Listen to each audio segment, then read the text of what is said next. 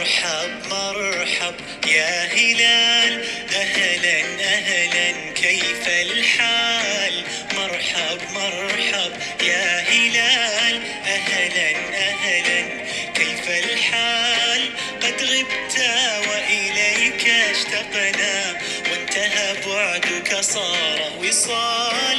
نعطي صبرا نأخذ أجرا، والله يرانا ويسمعنا. نغفر زلا نوصل أهلا، لأن رمضان يجمعنا. نعطي صبرا نأخذ أجرا، والله يرانا ويسمعنا. نغفر زلا نوصل أهلا، لأن رمضان يجمعنا، لأن رمضان يجمعنا. رمضان كريم وكل عام وانتم بخير. أضواء وغيره تعتبر بدعة أم لا؟ أرجو التوضيح. يا سلام. الزينة وردت في الحديث، قال عليه الصلاة والسلام: إن الجنة لتتزين من الحول إلى الحول لاستقبال رمضان. الجنة الله بزينها. يجيك واحد يقول لك بتحط ضوء كهرباء، بدعة وضلالة، وكل ضلالة في النار. للصبايا اللي بحب يكون عندن هيك قطع بالبيت، حبيت افرجيكم هالقطعة عن قريب. هاي حاملة صحون، شايفين ما شاء الله كتير حلوة ومرتبة، وفيكم تحطوا طبعا عدد اكتر من هيك من الصحون، وبكل سهولة من هالطرف بنرفع الصحن وبنشيله. وكان إلها بهالطرف هون والطرف الاخر هاي الوردة، بس للأسف مش كتير متينة يعني، فوقعت. إن شاء الله ناوية ألزقها. بس راح أفرجيكم كمان قطعة تانية، وأنا عم بشتري بعض الأغراض للشهر الكريم. عجبتني هالقطعة، شوفوا شو حلوة كمان للصحون، شايفين ما شاء الله. وحبيت هالسنة يكونوا صحون التقديم شفافين مثل ما شايفين، الأزاز الشفاف، وعلى الطرف خط ذهبي يتناسب مع حاملة الصحون. وشوفوا العرق اللي عليها ما شاء الله، شوفوا عن قريب، محفور حفر، يعني لا رح يوقع ولا أي شيء. وجماله بهالغطا اللي رح يمنع أي غبرة تيجي على الصحون. شايفين شو حلوة ما شاء الله. وهلا رح ارتب الصحن اللي بدي احط فيه الفواكه المجففه والمكسرات. هذا الخوخ والبعض بقول له قراصية. وهلا رح احط التين المجفف، والبعض بقول له كمان قطين.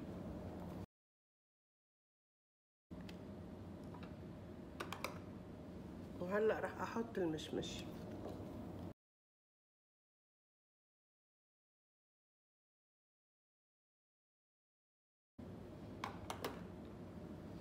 وهذا الزبيب، ومثل ما شايفين ما شاء الله الزبيب حبته كبيرة. وهذا الجوز او عين الجمل.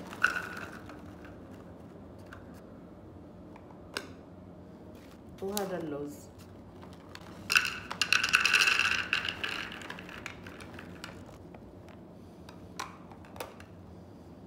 وراح اعلق الملقط هون،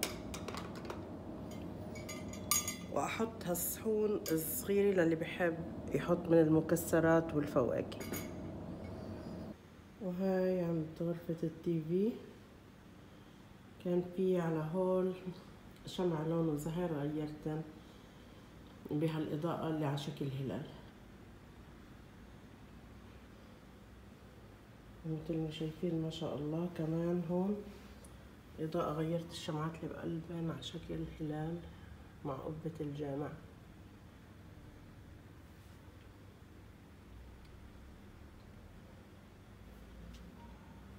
وهذا ستاند الصحون، وهذا الكورنر حطيت فيه الفوانيس وكمان الهلال. شايفين ما شاء الله، كمان إضاءة من الجهة الثانية. أتمنى إنه ترتيبي يعجبكم. وهاي كورنر حطيت القرآن والمسبحة.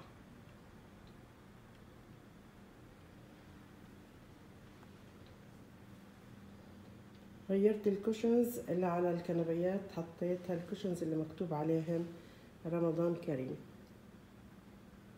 شايفين ما شاء الله كتير حلوين، طلعت الوانهم كتير كتير مناسبة للصالون عندي. وهول الكوشنز مستطيل.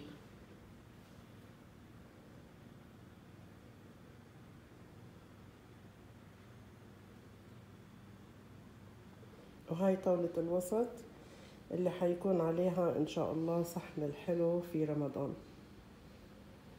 وهاي كمان كوشن تحت الترابيزة فيها اضاءة مكتوب عليها رمضان كريم. هذا الصالون الثاني ما عملت فيه اي شي تقريبا، الا اني حطيت صحن هالحلو اللي على شكل كمان هلال، وحطيت بالوسط اضاءة بالصينية، طلعت كتير كتير حلوة. واكيد بالليل وبس يكون الاضواء مطفية كمان بيكونوا احلى. بالنسبة لطاولتي هاي السنة مثل ما شايفين حطيت قطع مكتوب عليها لمتنا حلوة ورمضان كريم بالوسط، وفوقيها كفر بلاستيك او يعني شفاف ترانسبيرنت لحتى يضل الكفر مبين ووقت التنظيف يتنظف بكل سهولة. وحطيت الجمل بعكس بعض، يعني شوفوا هاي الجملة وين وهاي وين، حتى اللي على الطرفين يقروا الكلمات. وهاي ورا طاولة السفرة اللي حيكون عليها كمان العصائر مثل ما شايفين عليها الفوانيس والهلال. وهذا الكورنر فيه سلة فيها ثياب الصلاة وكمان فيها المصالي. وكمان حطيت على المر اللي فوق مثل ما شايفين إضاءة كمان على شكل هلال.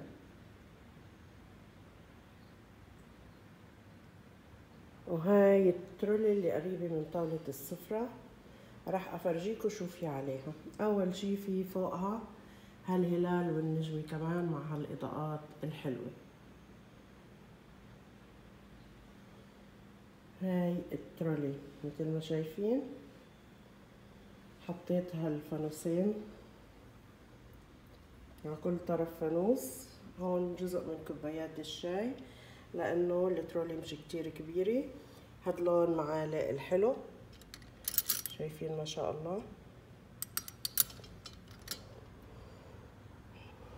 هون عندي السكر، حطيت ظروفي من السكر الأبيض والسكرين للي عامل دايت وسكر أسمر. وهاي حملة المحارم الصغيرة، وهاي المعالق الصغيرة اللي بنحرك فيها السكر للشاي. وحطيت هون كمان 6 فناجين عربي. وهول صحون كوبايات الشاي، وممكن نستعملهن كمان للفناجين، هن بيجوا طقم مع بعض. وحطيت بهالصحن كنت حابة احط فيه تمر، بعدين قلت لا التمر حيكون الصحن كل يوم على سفرتنا، خلينا احط هون شوكولا كمان من وحي الشهر مكتوب رمضان كريم، وكمان هالفانوس الحلو.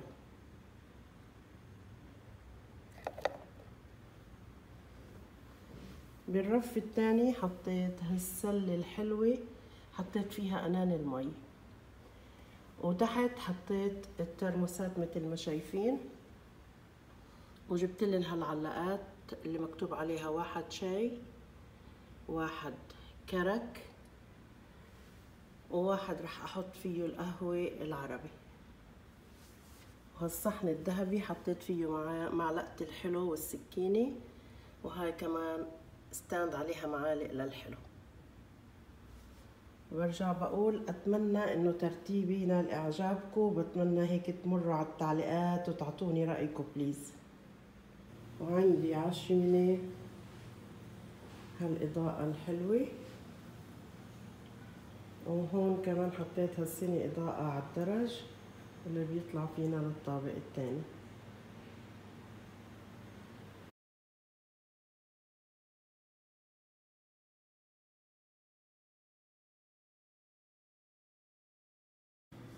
وحطيت كمان بحمام الضيوف فوانيس وفيها الشموع.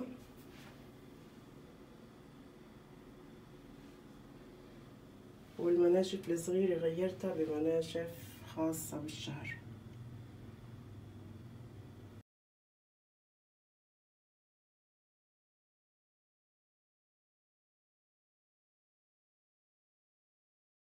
أضواء وغيره تعتبر بدعة أم لا؟ أرجو التوضيح. يا سلام. الزينة وردت في الحديث، قال عليه الصلاة والسلام: إن الجنة لتتزين من الحول إلى الحول لاستقبال رمضان. الجنة الله بزينها. يجيك واحد يقول لك أنت بتحط ضوء كهرباء، بدعة وضلالة وكل ضلالة في النار.